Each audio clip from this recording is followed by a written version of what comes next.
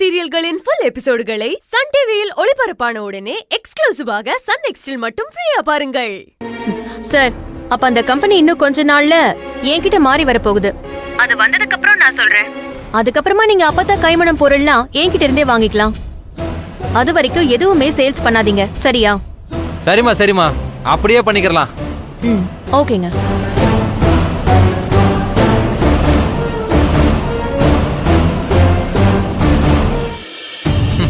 டேய் சுந்தரே, இங்க வா. வரேன். இந்த சொல்லுங்க. அப்பத்தா கைமணம் பொடி தொக்கெல்லாம் வச்சிருக்கோம்ல, ஆமா, அதெல்லாம் எடுத்து பத்திரமா பொட்டியில போட்டு வை. எதையும் சேல்ஸ் பண்ணிடாத. ஏன் என்னாச்சு? சொல்றத செய்ப்பா, சும்மா கேள்வியா கேட்டுக்கிட்டு இருக்காத. போய் எடுத்து வை போ. சரிண்ணே. ஒரு பிஸ்கட் பாக்கெட் ஒன்று கொடுங்க.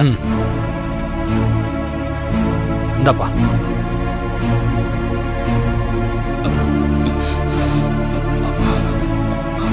அண்ணாச்சி இங்க தம்பி தம்பி தம்பி, பொருள் எதுவும் வேணாம் தம்பி. ஏற்கனவே இருக்கிற பொருள்லாம் பெட்டியில போட்டு வச்சிருக்கேன், அதையும் நீங்க ரிட்டர்ன் எடுத்துக்கோங்க. என்ன அண்ணாச்சி இப்படி திடீர்னு பொருள் ரிட்டர்ன் எடுத்துக்க சொல்றீங்க? என்னாச்சு? சேல்ஸ் எல்லாம் உங்களுக்கு நல்லதானே போயிட்டு இருக்கு? தம்பி, சேல்ஸ் எல்லாம் நல்லா தான் பாகுது. எல்லாரும் கேட்டு கேட்டு தான் வாங்கிட்டு போறாங்க. ஆனா இப்பதான் யாரோ ஒரு லேடி ஃபோன் பண்ணி சொல்லுச்சு, கம்பெனியை மூடி சீல் வச்சுட்டாங்களாமே.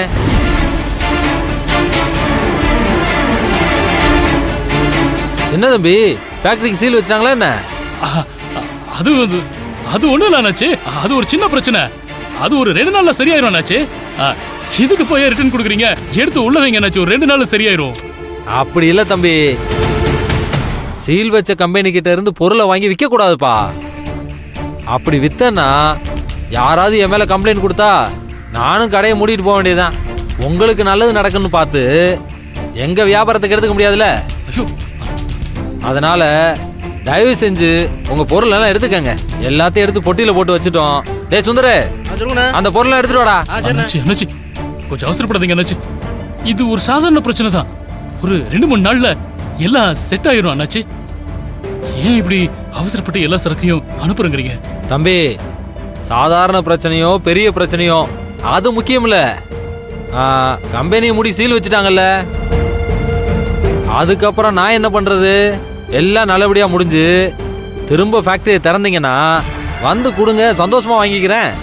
எனக்கு என்ன தம்பி, நல்லா விற்கிற பொருள், நான் என்ன வேணா நான் சொல்ல போறேன்?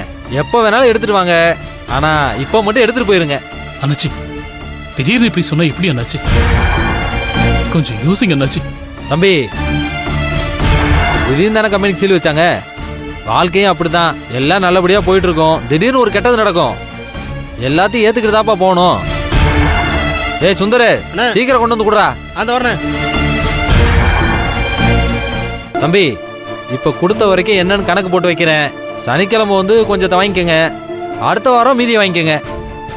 சுந்தரே, அதை எடுத்துட்டு வாடா. வந்துட்டேண்ணா. கொண்டு போய் அப்படி வை. சரிண்ணா. அண்ணாச்சி, நீங்க சொன்ன மாதிரி எல்லாம் எடுத்து வச்சிட்டேன். இந்த பாக்ஸ்ல எத்தனை பாட்டில் ரிட்டர்ன் கொடுக்குறோம்னு இதுல லிஸ்ட் இருக்கு, நீங்க பார்த்து செக் பண்ணிக்கோங்க.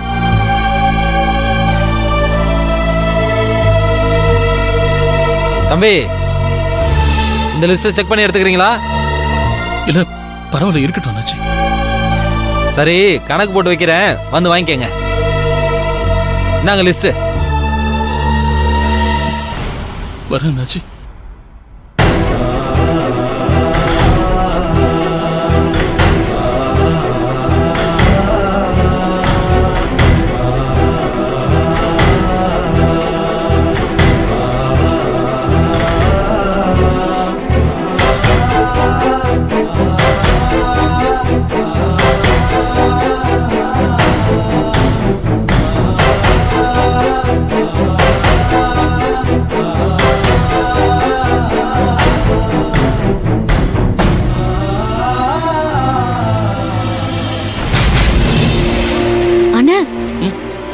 என்னண்ணா இது? எங்க இருந்து எடுத்துட்டு வர இத்தனையும்? அது எல்லா கடைக்காரங்களும் ரிட்டர்ன் கொடுக்குறாங்கம்மா, அதெல்லாம் தான் கொண்டு வச்சிருக்கேன். ரிட்டனா? என்னண்ணா, என்னாச்சு? நம்ம கம்பெனிக்கு சீல் வச்சிட்டாங்கன்னு சொல்லி ஊர் ஃபுல்லா தெரிஞ்சிருச்சு. சீல் வச்ச கம்பெனியில் இருக்கிற பொருளை எப்படி விற்கிறதுன்னு சொல்லி ஒவ்வொருத்தரா போனை போட்டு திருப்பி கொடுக்குறாங்கம்மா. இது வரைக்கும் 10-12 கடையில இருந்து கொண்டு வந்துட்டேன். இன்னும் போன் வந்துட்டே தான் இருக்கு. என்ன பண்றதுனே தெரியல. என்னன்னா இது? கம்பெனிக்கு சீல் வச்சா பொருளை விக்கிறதுக்கு என்னென்ன? ஏற்கனவே கொடுத்த பொருள் தானே இதெல்லாம். அதெல்லாம் சரிதாம்மா. ஆனா இப்படி பிரச்சனையாகி கம்பெனிக்கு சீல் வச்சதுக்கு அப்புறம் அவங்க கிட்ட இருந்து நாம பொருள் எடுத்தோம்னா நாளைக்கு நமக்கு ஏதாவது பிரச்சனை ஆயிடுமோன்னு சொல்லி பயப்படுறாங்கம்மா. எனக்கும் என்ன சொல்றதுனே புரியல. நிறைய பேர் காசு கூட இன்னும் கொடுக்கல. எல்லாரும் கணக்கு பார்த்துட்டு அப்புறமா கொடுக்கறேன்னு சொல்லி சொல்றாங்கம்மா. எனக்கு ஒண்ணுமே புரியல.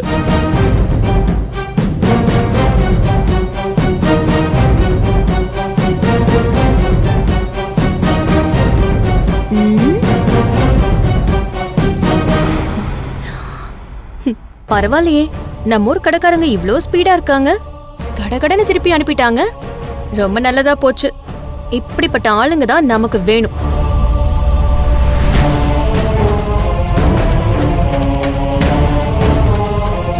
என்ன செவந்தி, பெட்டி பெட்டியா சரக்கு கொண்டு வந்து இறக்கிருக்கீங்க? என்ன ஏகப்பட்ட பெட்டி இருக்கே. எல்லா பெட்டியிலயும் பருப்பு பொடி, தொக்கு, இந்த மாதிரி ஐட்டம்ஸ் தான் இருக்கும் போலயே. இதெல்லாம் நம்ம டெலிவரி கொடுத்து ரொம்ப நாள் ஆச்சே. இப்ப எதுக்கு திரும்ப வந்திருக்கு?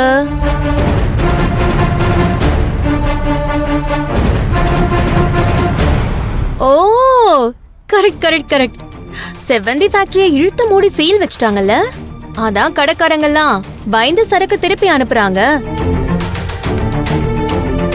என்ன செவந்தி, எல்லா பொருளும் திரும்பி வந்துருச்சு போல இருக்கே. நீ இப்ப என்ன பண்ணுவ? சும்மா ஒண்ணும் தெரியாத மாதிரி நடிக்காத. பண்றதெல்லாம் பண்ணிட்டு இப்ப ஏதோ பரிதாபப்படுற மாதிரி பேசிக்கிட்டு இருக்க. என்ன செவந்தி, இதுக்கே டென்ஷன் ஆயிட்ட? இன்னும் எவ்வளவோ இருக்கு. இப்பதான் ஒண்ணா ஸ்டார்ட் பண்ணிருக்கேன். கம்பெனியை க்ளோஸ் பண்ணியாச்சு, பொருளெல்லாம் ரிட்டர்ன் பண்ணியாச்சு. இனி கொஞ்ச நாள்ல ஆட்டோமேட்டிக்கா உன் கையில இருக்கிற சேவிங்ஸ் எல்லாம் கரைஞ்சு போயிடும். என்ன பண்றதுனே தெரியாம ஏன் கம்பெனில வந்து நீ வேலைக்கு சேருவ. அதுதான் நடக்க போகுது பாரு. ரொம்ப பகல் கனவு காணாத பூர்ணி. என் கம்பெனி எப்படி ரன் பண்றதுன்னு எனக்கு தெரியும். நான் பாத்துக்கிறேன், நீ கிளம்பு. ஏமா பூர்ணி, உனக்கு கொஞ்சம் கூட அறிவே கிடையாதா? நாங்க எது பண்ணாலும் ஏன் அதை இப்படி கெடுக்கணும்னு நினைக்கிறேன்?